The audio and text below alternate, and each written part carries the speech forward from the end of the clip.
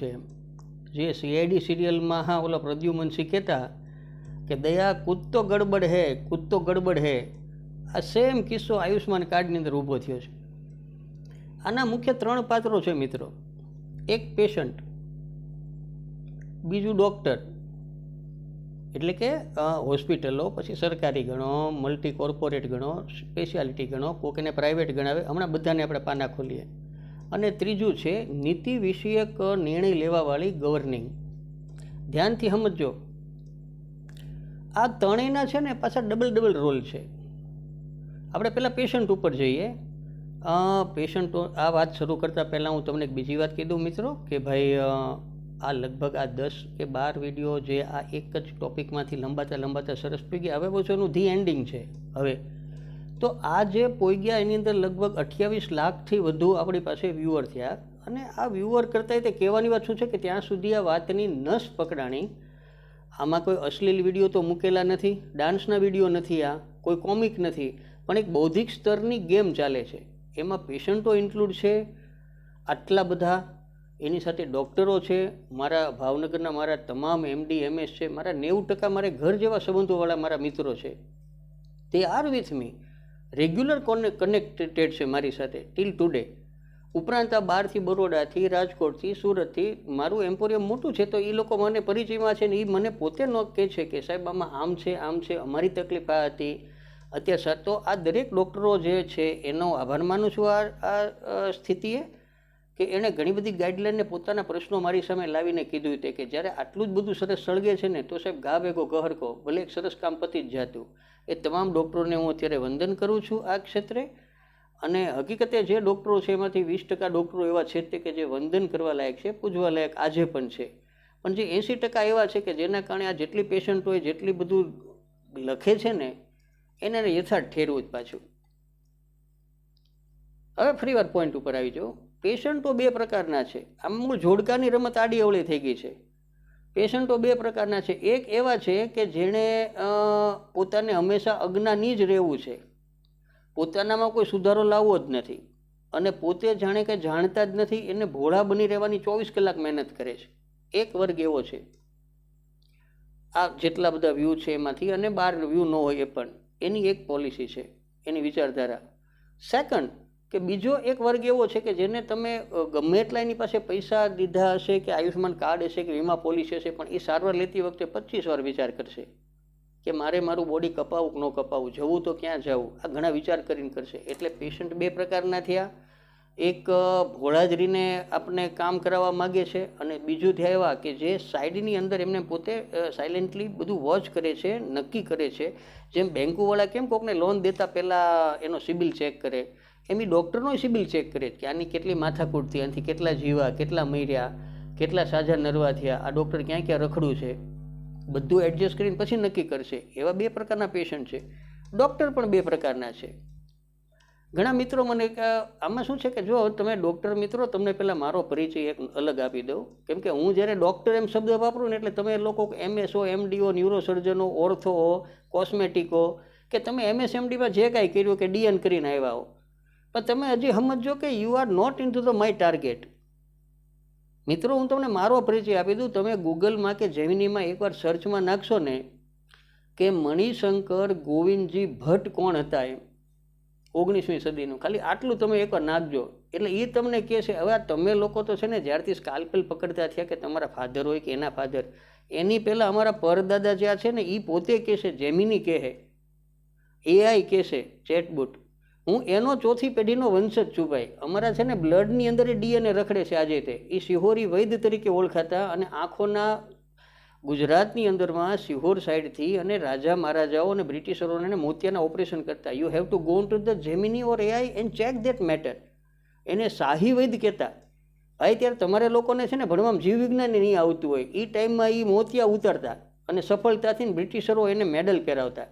એટલે હું તમારો જ માણસ છું, તમે મારા કોઈ ટાર્ગેટમાં જ નથી યાર. હવે તમે 8-10 કરોડ રૂપિયાનું ભણતર વાંય ખર્ચો કર્યો છે, અને 8-10 કરોડની લોનનું માથે લઈને તમે દવાખાનું ખોલ્યું છે, તો સ્વાભાવિક છે તમારી માથે આ 30, 35, 40 લાખ રૂપિયાનું દર માસિક લેણું ક્યાંથી કાઢો તમે?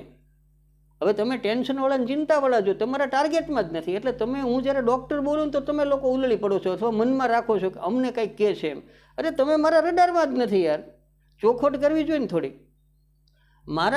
એટલે તમે પાછા મને મારા જે વિધાનો હોય એની અંદર આડા પડો છો કે અમને કોઈ સરકાર જમીન નથી દેતી, અમને કોઈ સહાય નથી કરતી. કહું મિત્રો, હવે હું જે તમને કહેતો રડારમાં નથી તો કોણ છે? મારા ધ્યાનમાં છે મલ્ટી કોર્પોરેટ હોસ્પિટલો, જે ટ્રસ્ટ સંચાલિતના નેજાલીને જે હોસ્પિટલો ખોલીને બેઠા મારા સીધા નિશાના ઉપર છે. આજે છે ને કાલે રહેશે, મૂકીશ નહીં મિત્રો એને હું. હવે તમારી પાસે 8-10 કરોડની એક ડિગ્રી માંડ લાવેલા છો, હજી છોકરાઓને પરાણે એ લાઈનમાં નાખવા માગતા હો. તમે પહેલેથી જ દુઃખી આત્મા છો. હવે તમે પોતેને જ સેવાની જરૂર છે, એમાં તમે કોની કરવાના યાર? હે? એટલે તમે તમારો છોડો, પણ જે મલ્ટી કોર્પોરેટ હોસ્પિટલ તમે અમદાવાદ એસટી રોડ ઉપર જુઓ, રાજકોટ કાલાવાડ રોડ ઉપર જુઓ, સુરતની અંદર જુઓ, બરોડામાં જુઓ, જે 10-10 માળની હોસ્પિટલો ખોલીને મિત્ર તમે કહેતા હતા ને જમીનની ફાળવણી કોને કહેવાય છે, તમને કહી દઉં, એક કોન્સેશનલ લેન્ડ એલોટમેન્ટ નામની એક સ્કીમ હોય છે. એની અંદર આ લોકોએ પોતાની હોસ્પિટલ ઊભી કરી છે, મોટી જબર 10-10 માળની. અને એનું જે એમઓયુ થયું ને એની અંદર લખ્યું હોય છે કે 40 રૂપિયાના પ્રતિ સ્ક્વેર મીટર લીધે એણે જમીન લીધી છે એવડી. અને એ એમઓયુમાં લખ્યું છે કે એણે 18 કે 20% જેટલા પેશન્ટો આજીવન ફ્રીમાં જોવા. જ્યારે આયુષ્માન કાર્ડ નહોતા ત્યારની વાત કહું છું, આ એના શરતોમાં લખ્યું છે. હવે જ્યારે આયુષ્માન કાર્ડમાંથી કોર્પોરેટ હોસ્પિટલ ના પાડે કે અમે તો નથી ચલાવતા, તો શરત ભંગ થયો ને શરત ભંગ થયો તો કલેક્ટર પગલાં લે તો એ સાંજે એવડી જમીન જપ્તીનો ઓર્ડર કાઢે કે ન કાઢે. હવે તમે સમજતા નથી ને તો તમારું લઈને ઉલડા કરો છો ડૉક્ટરો કે અમને કહે છે અમારે ડૉક્ટરોને કેટલો ખર્ચો થાય છે ભણવામાં. હવે તમને એની મુઠ્ઠી ખોલ દઉં, તમે મારા રડારમાં હજી નથી મિત્રો, તમે મારી માટે વંદનીય જ છો. હવે તમને કહું કે તો એનો જવાબ આપી દઉં કેટલા રૂપિયા થાય તો શું કામ કરાય. ગુજરાત રાજ્યની અંદર 7,250 જેટલી સીટ MBBSની છે. એમાંથી 3-3.5 છે એ સરકાર હસ્તક છે, અને બાકીની 3-3.5 જે ગણ્યું એ બધું પ્રાઇવેટ ને ફાઇનાન્શિયલ ને NRI કોટાને એવી થઈ. ઈશ્વર સોગન ખાન કહેજો કે જે પહેલા નંબર ઉપરનું મેરિટ બનેલું હોય ને એ છોકરો MBBS ને PG પૂરું કરશે ને તો 10 લાખ રૂપિયાની અંદર બહાર નીકળી જાય છે પહેલા નંબર ઉપર. અને તમે મેરિટ કરતાં કરતાં જો જેનું સંતાન હાવ ઠોઠના પેટનું છે, ક્યાંય હાલે એવું નથી, નીટમાંય માંડ સેટિંગ કરીને પાસ થયો છે, આમાંય 3 ટ્રાય નીકળો છે, જો એ PG પૂરું કરશે તો 10 કરોડથી વધારે રકમ થશે. હવે આ ઠોઠ 10 કરોડનું લેણું કરીને પહેલાં ભણાવી દીધા, એ ગામની મેડિકલ કોલેજો ખાઈ ગયું છે, NRI કોટા અને ફલાણા કોટા ઢીકણા કોટા મેનેજમેન્ટ કોટા. હવે એ જે 10 કરોડનું કેમ કે MBBSની તો કોઈ વેલ્યુ જ નથી અત્યારે ભાઈ, કોઈ છોકરીઓ નથી ભણીત્યું. એટલે ફરજિયાત એને MS કે MD કરવું પડે, એમાં સ્પેશિયલાઇઝેશન કરવું પડે. It take so many expense. હું પોતે કહું છું, પણ ભાઈ આપણી તેવડ ન હોય તો ખર્ચો ન કરાય. અને કદાચ એટલો ખર્ચો કર્યો હોય તો પછી બીજી કોઈ સ્કીમોમાંથી કે પરાણે. હવે તમે વિચાર, હવે દર્દીઓને હું નજર નાખું છું, અને જે મને સેવાકારી પેઢીઓ અને ગાંધીનગરથી 6 અધિકારીઓએ મને સ્પેશિયલ 2 વાર બોલાવ્યો, અને એક વખત મારા ઓફિસે આવી ગયા કે સાહેબ વી વોન્ટ ટુ આમાં કંઈક આપણે સેટઅપ ગોઠવીએ. બરાબર, તમે આ બધાને નાની વાત ન સમજો. આ વિડીયો જે બધા ડાન્સ કરીને નીકળી જાય એવો નથી આવડો. આ બૌદ્ધિક સ્તરની રમતનો છે, આમાં ભાગાભાગી કરાય એમ નથી. શાંતિથી 3 ડિપાર્ટમેન્ટના જો મને ખબર છે કે એક માણસ આ વિડીયોને જોવે છે ત્યારે, અને સમજવાનો પ્રયત્ન કરે કે આ કે છે શું અને આમાં થાય શું. હવે પાછા આપણે વાતની ઉપર આવીએ કે તમે ભાઈ 10 કરોડનો ખર્ચ એટલા માટે PG બનવા સુધીનો કર્યો. મારે આંકડાને સમજાવવા, જે લોકો સમજુ છે સમજુ જ છે. હવે 10ની સામે તે પાછા બીજા 10 નાખીને તો આપણે દવાખાનું બનાવવાનું. 20 કરોડનું રોકાણ કર્યું ગમે તેમ કરીને, બરાબર. હવે તમે વિચાર કરી લો કે 20 વાળો બેઠો છે એક, હવે એની માથે એ બેંકમાં મૂકે તો 40 લાખ રૂપિયા વ્યાજ મળે દર મહિને. હવે એ જો એની આટડી ખોલીને બેઠો જે તે સમયે, હવે એમાં એને નક્કી જ છે કે મારે એક દિવસના 1.25 લાખ રૂપિયા તો ખાલી વ્યાજ પેટે કાઢવાના છે આમાંથી. હવે એમાં કોઈક દર્દી ઉધર ખાતો આવીને એમ કે સાહેબ એ ખાલી ઉધરસની બાટલી આપો ને મને, એ જવા દે એને. સાચું કયો? એને એ લંગ્સનું કેન્સર નીકળે તે 3 વાર બાયોપ્સી કરાવડાવે, બરાબર. અને 4 ઠેકાણાના સેટઅપ હોય, એક્સરેમાં, સોનોગ્રાફીમાં, MRIમાં, આ બધા છે જ ભાઈ. હવે આમાં તમે કહો અમે ખર્ચા ખૂબ કર્યા, બરાબર. તમે શું કામ કરવા પડ્યા કે આપણું સંતાન ઠોઠ હતું, નબળું હતું, એનો સિવિલ રાખવો પડે. હું તો દરેક ડૉક્ટર જે એનો દવાખાનું હોય ને ત્યાં ગવર્મેન્ટે એ બહાર પાડો કે આ રશિયા ભણીને આવ્યો છે, ચાઇના ભણીને આવ્યો છે, ફિલિપાઇન્સમાં આવ્યો, આ કઈ રીતે આનું બેકગ્રાઉન્ડ છે ભાઈ. એટલે એને ખબર પડે ગામને કેવા થાય કે આનું જો આવી રીતે ખર્ચ કરીને આ ભાઈ ડૉક્ટર બન્યા છે. પોતાની આવડત હોશિયારીથી બહુ શક્યતા ઓછી હતી. તો we have to go on jet, એટલે બધાની મુઠ્ઠી બંધ રાખી. અને ત્રીજી વસ્તુ, આપ ઘણીવાર એમ કહો છો કે અમે તો પ્રાઇવેટ હોસ્પિટલ છીએ એટલે અમારે સરકાર સાથે શું લેવા દેવા. કેમ તમારે ક્લિનિકલ ઇસ્ટાબ્લિશમેન્ટ એક્ટ સાથે તમારે કનેક્શન નથી? પરાણે નથી ત્યાં જવું પડતું ને કરાવવું પડતું રજિસ્ટ્રેશન? એ રજિસ્ટ્રેશન તમારું ચાલુ દવાખાનું હોય, સાંજે તો એના બાયલોસ પ્રમાણે તમારું ન હોય તો સાંજે બંધ કરવાની કેપેસિટી રાખે છે કે નથી રાખતા સત્તા? તો તમે કેમ કે એક સરકાર એમાં લેવા દેવા નથી? ઘણા ડૉક્ટર મને એમ કહેતા હતા કે અમને કાંઈ મફત સરકાર દેતું નથી. તમારું MRI, તમારા સિટી સ્કેન આ બધા વિદેશથી આવે છે. આ વિદેશથી આવે ત્યારે તમે એમ કહો છો કે it's a good faith act, અમે તો મેડિકલમાં સારવાર કરવા માટે લાવીએ છીએ. એનું જે ટર્મ્સ કન્ડિશન એમાં જ તમે કહો છો કે આ મશીનનો ઉપયોગ થાય ત્યારે 10 પેશન્ટને અમે ફ્રીમાં જોઈ દઈશું. આ ટર્મ્સ કન્ડિશન સાથે તમને કસ્ટમ ડ્યુટી ક્લિયરન્સ મળે છે અને આવું નજીવી ડ્યુટી ભરીને તમે લોકો મશીનો પોતાના દવાખાનામાં રાખો છો અને વળી પાછા આપણે એમાંથી કોઈ ફાયદો તો દેતા નથી. તો શરત ભંગ થયો કે ન થયો? તમે કહો કે અમારે પ્રાઇવેટ ડૉક્ટર છીએ, પ્રાઇવેટની સાથે સરકાર સાથે કાંઈ લેવા દેવા નથી, આવું આપણે બોલનારા. આપણે જે બોલીએ છીએ એ ટ્રસ્ટના દવાખાના સાથે સંકળાઈને એની સાથે મિલી ભગત કરીને દવાખાનું ચલાવીએ છીએ. એ ટ્રસ્ટ લોકો 12A 80Gની નીચે પોતે પાછા ઇન્કમટેક્સની કપોતી કરે છે. મને કરમુક્તિ આપો. તો એકંદરે પાછો ઢોલ કન્યાની ગળ ઉપર જ વાગે છે. એટલે આપ કહો કે મેં પ્રાઇવેટ કરી નાખ્યું. જો પ્રાઇવેટ જ હતું તો કોરોના વખતે યાદ કરજો કે તમારા બધાના દવાખાના અને બધાના બેડે સરકારે એક દિવસમાં જપ્ત કરી લીધા હતા કે બંધ કરી દો. તો ત્યારે કેવું હતું ને કે અમારું પ્રાઇવેટ દવાખાનું છે, કેમનું ચાલુ રાખીએ. જ્યારે એણે કીધું કે અમારે કોવિડ સેન્ટર બનાવીએ છીએ ત્યારે એને બધાને તમારા દવાખાના આંચકી લીધા હતા. ત્યારે કેમ આપણે નો આડા પડી શક્યા કે ના ભાઈ ના, તો અમારું છે કાંઈ ન થાય. HCG ખેંચી લીધું હતું મારા ભાવનગરનું. એટલે મિત્રો થોડુંક રિસ્પેક્ટે રાખો, ખોટા ઉલળવા ન માંડો. અને હાવ જ ખુલ્લી ચેલેન્જ કરીને કીધું ને, જે આપ અત્યારે 8 કરોડના દવાખાના લઈને બેઠા છો ને મિત્ર, દર્દીનું નથી તાણતો. હું પહેલાં આપણું કહી છીએ, થોડાક આપણે સ્વતંત્રની સાથે સ્વચ્છંદી થઈ ગયા છીએ. હું મેડિકલ લાઇનનો માણસ છું, તમારી જોડેનો જ છું, તમારા રોજ માણસ છું. અને મારા ભાવનગરમાં કોઈ MS MD ને ન્યુરોસર્જનની ફી નથી ને, એટલે હું એક નેચરોપેથ તરીકે હું કબૂલ લઉં છું, વસૂલું છું. પણ મારું 3 કલાક કન્સલ્ટિંગ હાલે, દિને 4 જ પેશન્ટ જોઉં છું. એટલે સૌ તમે તમારી મુઠ્ઠી બંધ રાખી. અને ક્લિનિકલ એક્ટની વાત કરી હમણાં, ભાઈ તમારું 8 કરોડનું દવાખાનું છે ને મિત્ર, તોય તે હું તમને કીધું કે બાયલોસ પ્રમાણે નથી એટલે નથી. એ તમારું OT જેવું હોવું જોઈએ એવું નથી. તમારી પાસે RNRM કે GNMનો સ્ટાફ છે? 24 કલાકનું બોર્ડ મારો છો, તમારી પાસે 2 કે 3 ફાર્માસ્યુટિકલવાળા જે હોવા જોઈએ, બીફામવાળા એ છે? 2-3 RMO બેઠા છે ડિગ્રી વાઇઝને વેલિડવાળા. RNRM GNM તમને મળે છે? તો હું હાલી મળો છે યાર. આમાંથી એક લો તૂટે ને હું બોયલો એમાંથી. એટલે સાંજે તમારું CDHO હોય ને, જે કોઈ જેનામાં તેવડ હોય અને તમારી યારે મિલીભગત ન કરતો હોય અને હોશિયાર હોય ને પગલાં લેવ હોય, અથવા તો મારી જેવો કોઈક લેવડાવે એવો હોય, ખાસ સમજજો. ઊભા કાલે ચેકિંગમાં આવવું પડશે, કાઢ ગાડી અને આટલું કરી દે ને. અત્યારે મીડિયાવાળા 25 ઊભા છે આ ઘરા લેપ્રોસ્કોપિક સાહેબના અંદર, ઘરા ઓર્થોપેડિક સાહેબના ઘરમાં. યાદ આવ્યું ને હું કોને કહું છું? એ તો આ બધાને પકડીને કાઢશે બારા ભાઈ, અને હાવથી તાળા મારી દે ને પછી ખોલવાય નહીં દે.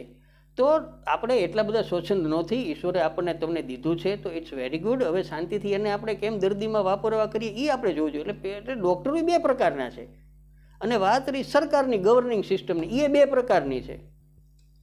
એક બાજુ એમ કે છે કે તમે આ લોકો આયુષ્માન કાર્ડના છે ને, તમે બધા દર્દીઓની સેવા કરવા માંડો, અમે તમને બધા પૈસા દઈ દઈશું, બરાબર? હવે એણે પાછા આવડા જે ક્લિનિકલ ઇસ્ટાબ્લિશમેન્ટ એક્ટની અંદર એવી કડક રીતની સિસ્ટમ બનાવી છે કે કોઈનો બાપ એના નિયમ પ્રમાણે દવાખાનું બનાવી ન શકે. હું જ કહું છું, ન બનાવી શકે. 2 ખાટલા વચ્ચે અંતર આટલું રાખવાનું, GNM સ્ટાફ આટલો રાખવાનો, ફાયર સેફ્ટીના સાધનો આવા રાખવાના, બાયોમેડિકલ વેસ્ટનું આવું કરવાનું. અરે માણસ 20 કરોડનું ગમે એટલું કરો ને તો તમેથી પોગી જ ન કાંઈ. એમ્બ્યુલન્સ અહીં ઊભી રાખવાની, પાર્કિંગ આટલું મોટું કરવાનું, એટલા બધા લોસ ઠપકારે અને દર વખતે પાછા વાંધા કાઢે અને પૈસા લેવા ઊભા જ હોય. એટલે ડૉક્ટર, હું તો કંટાળીને ભલામણા ગાંઠિયાની દુકાન ખોલી નાખીને એટલો ડૉક્ટર કંટાળી ગયા હોય છે. એટલે એનો એ જે થોડાક ઉગ્ર થઈ જાય, બોલવામાં એને ભૂલ પડી જાય, કોકને ન કહેવાના ફોન કરવા માંડે, આ બધું એનામાં સ્વભાવમાં જે ઘરી ગયું છે ને, એમાં ડૉક્ટરોનો સ્વભાવ બગડી ગયો બચારાનો. અને હવે નથી દર્દીને ડૉક્ટર ઉપર ભરોસો રહ્યો કે નથી ડૉક્ટરને દર્દી ઉપર ભરોસો રહ્યો. પણ હકીકતે એ 2 ડેલા આડા હાંડિયા છે. એ 2થી આગું તો નીતિ વિષયક વિષય જે ગાંધીનગર કમલમમાંથી નક્કી કરવાનું છે એ છે કેમ કે આ આયુષ્માન કાર્ડની અંદર સેવા દેવાનું ચાલુ કરે ડૉક્ટર, તોય તે બિચારા બિલિંગ મૂકે ને જે તે રીતે, તમે સમજો. એ બિલિંગ મૂકે એટલે ઉપર પાછા સીધા એને કે ભેગા દઈ નથી દેતા, ઉપરથી 3 જણા આવે. કેમ કે મને 6 જેટલા કોલ આવ્યા અને 3 જણા મને રૂબરૂ ભાવનગર મળવા આવ્યા કે સાહેબ આની અંદર બીજો પ્રશ્ન અમારે જે 3 દી પહેલાં આવો થયો છે, અમારું બિલિંગ આ 9 મહિનાથી અટકીને બેઠું હતું. હવે અમે કીધું ને તો કે તમારા દવાખાનામાં તો થોડો વાંધો છે એ કે બરોબર, હવે કેટલા પૈસા દેશું એ કે કયો તમે બરોબર. એટલે એ એના વેરિફિકેશનના પૈસા માગે ભાઈ. તો આમાં એ ડૉક્ટરે બચારો ઘંટી વચ્ચે ઘટાય છે. એક તો ઘરમાં કકળાટ હોય, આ 40 લાખના લેણા છાતા હોય, એમાં દર્દી તમે બધા અત્યારે વાતમાં વિડીયો ઉતારો, સાહેબે આમ કીધું તેમ કીધું, આપણે આ કરતા હોઈએ ને ઉપરથી આ પાછા ઘોષપોરોના બીજા હાલતા હોય કે ભાઈ મને મારા પૈસા દઈ દો. તો આજે આ ઘંટી કરે ને એની અંદર એકેય સ્કીમ બેહતી નથી. આમાં કૂતરું તાણે ગામ ભણી અને શિયાળ તાણે સીમ ભણી એવો કિસ્સો થઈને બેઠો છે. હવે થાય કે આની અંદર કરવું હું, આનો ઉકેલ શું? ઉકેલ એક જ વાનો છે આની અંદર મિત્ર, ઉકેલ એક જ વાનાથી આવે એવો છે ને 3 લીટીનો સીધો મુદ્દાનો પ્રોગ્રામ છે. પછી એને ભલે સરકારે 3 વર્ષે કરે તોય ભલે, ન કરે તોય ભલે. રાજેશ ભટ્ટ સાચી સલાહ દઈને છૂટો. એણે હવે કરવું હોય તો કરે, ન કરે તો કાંઈ નહીં બરાબર. તો દરેક દર્દી અને દરેક ડૉક્ટરને નસીબ. કેમ કે એમાં તમે બધા હેરાન થાવ છો. દર્દીને ડૉક્ટરમાંથી ભરોસો નથી, ડૉક્ટરને દર્દીમાંથી નથી. આ કોમેન્ટો આટલી બધી આવે, ખરાબ કોમેન્ટો આવે છે. આ ડૉક્ટરો આયુષ્માન કાર્ડને જવા દો એક વાર, પણ આપણી ઉપરનો વિશ્વાસ ટોટલ ડગી ગયો છે. પોતે નહીં તો કોઈક બીજા દ્વારા આપણી ઉપર જરાય શંકા રહી નથી. હવે આપણે એક કોઈની લેડીઝ કે જેન્ટ્સની લેડીઝની તપાસ કરવાની હોય અને તોય જો 2 લેડીઝ કમ્પલસરી ઊભી રહેશે ને ઊભી રાખવી પડે, જો આવો દી આવતો હોય, હું ચરિત્રની વાત નથી કહેતો, પણ આપણે ખાડે તો ક્યાંક નૈતિકતામાં ને નીતિમત્તામાં ગયા જ છે, એ વાત 100% છે. તમે નહીં તો કોક ગયું છે, પણ આ ધંધાને તો ખાડામાં નાખી જ દીધો છે.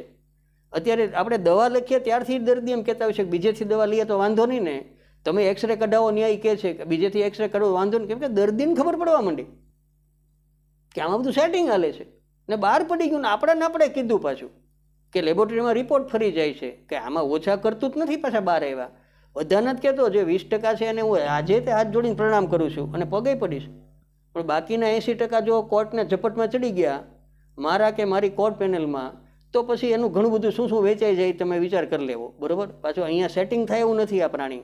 એટલે હવે આવીએ છીએ આપણે તોડની વાતમાં. આનો ઉકેલ હું આવો મારી દ્રષ્ટિએ કેવો ઉકેલ આવવો જોઈએ બરાબર. કે સૌથી પહેલું કે જે આપણે CDHO એટલે કે આપણે જે ડિસ્ટ્રિક્ટ હેલ્થ ઓફિસર છે આપણા ડિસ્ટ્રિક્ટના, એને આવડા નર્સિંગ ક્લિનિકલ એક્ટને નીચે જે દવાખાના છે એને 2 કે 3 કે 4ની અંદર ડિવાઈડ કરાવી દેવા જોઈએ. આઈ થિંક સો કે A category, B category, C category, D category.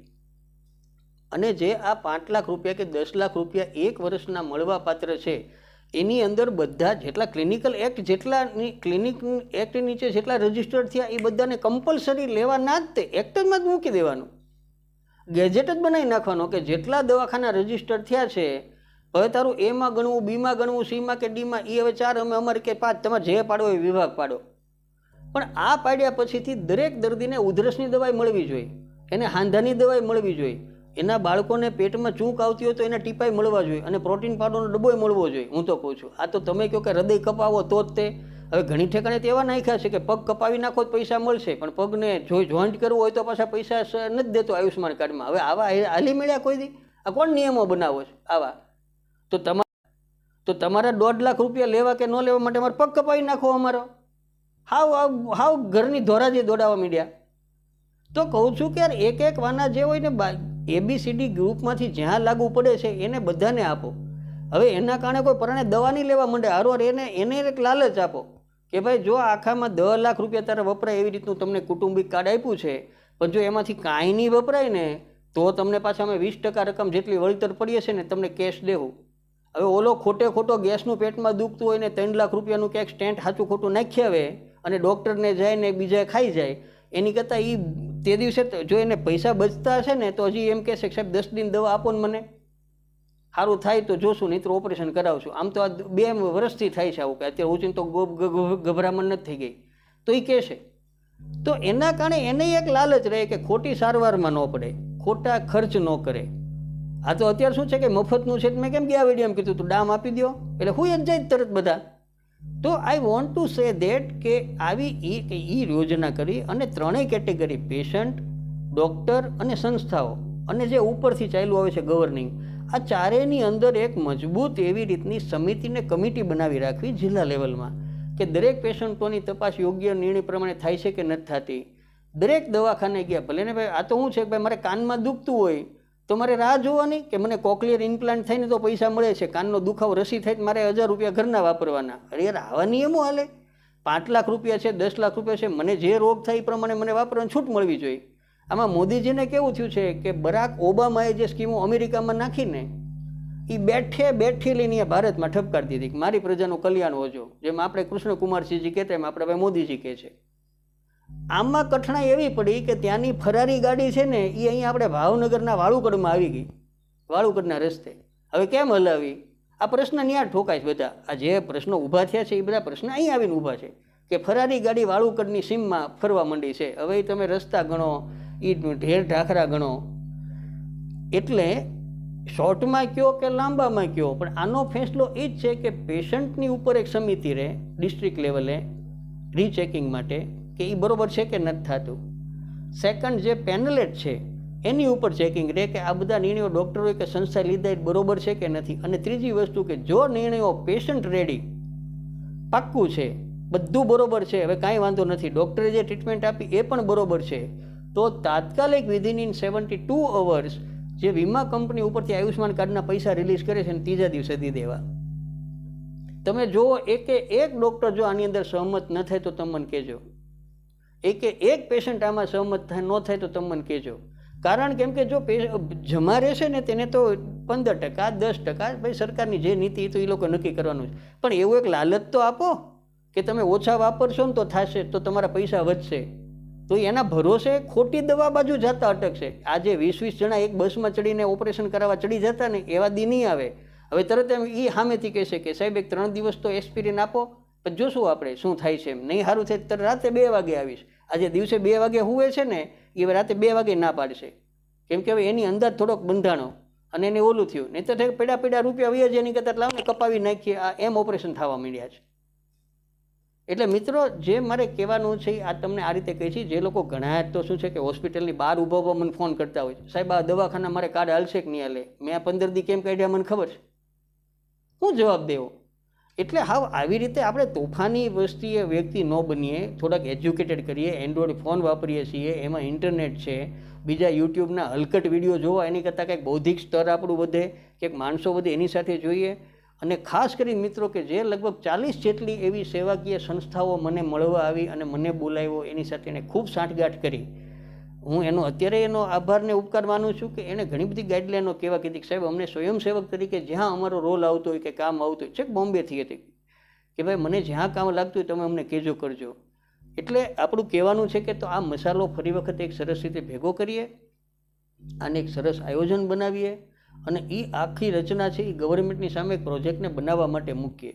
આ બાબતમાં તમારી વ્યક્તિગત રીતે as a patient, as a doctor, as a સમ આરોગ્ય મિત્ર, નહીતર એક આરોગ્ય મિત્રનું પાત્રય મૂક્યું છે, પણ એ તો ક્યાંય હોતું જ નથી, કોઈને ખબર નથી કે આવી પોસ્ટ છે. નહીતર આ ધંધો એનો હતો, પણ એને તો ક્યાંય ખિસ્સામાં 1000 આપો એટલે ક્યાંય બીડી પીવા બેસી જાય.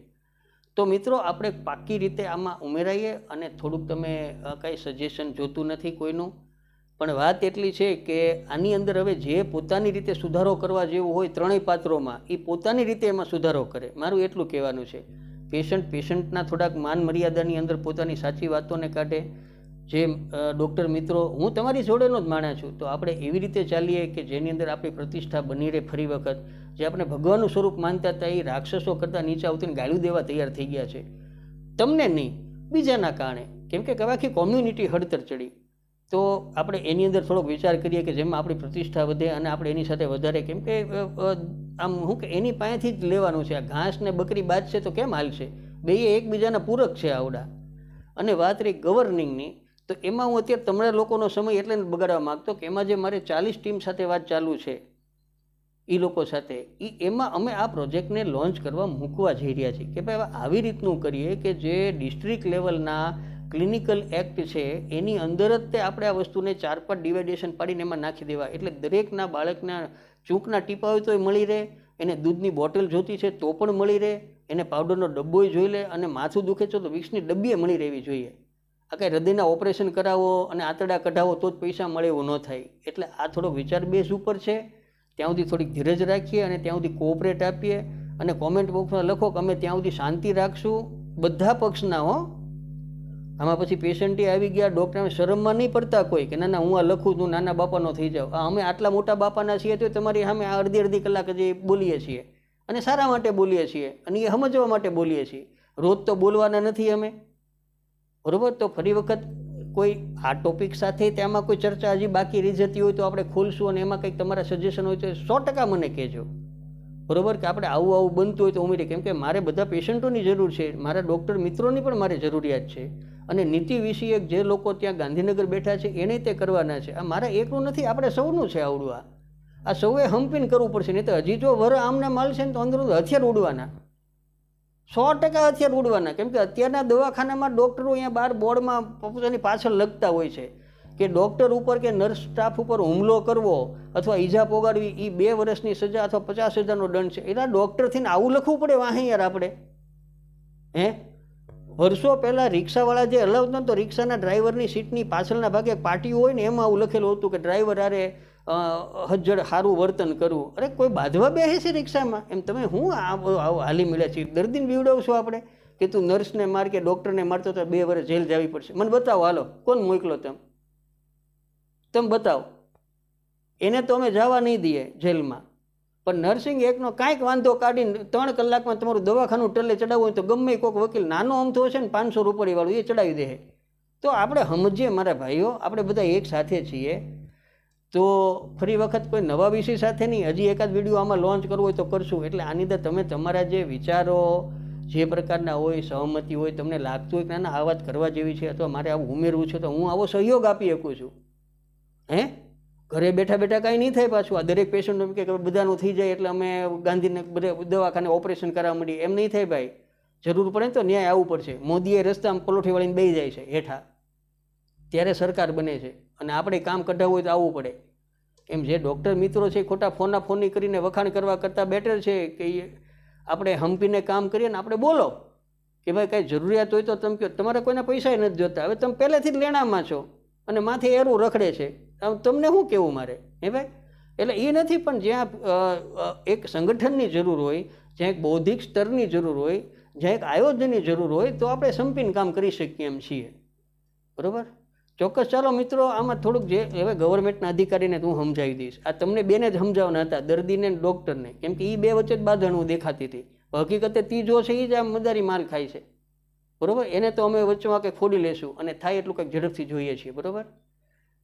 ચાલો મળતા રહીએ. અને કોઈ સાથે કોઈ પર્સનલ વાત નથી ભાઈ, કોઈ મારા રડારમાં જ નથી, એટલે કોઈ પર્સનલ ન લ્યો. મેં કંઈક કહેવાનું હોય કોઈને તોય તે અમે જાતું કરું છું ને, તમે કરો થોડું.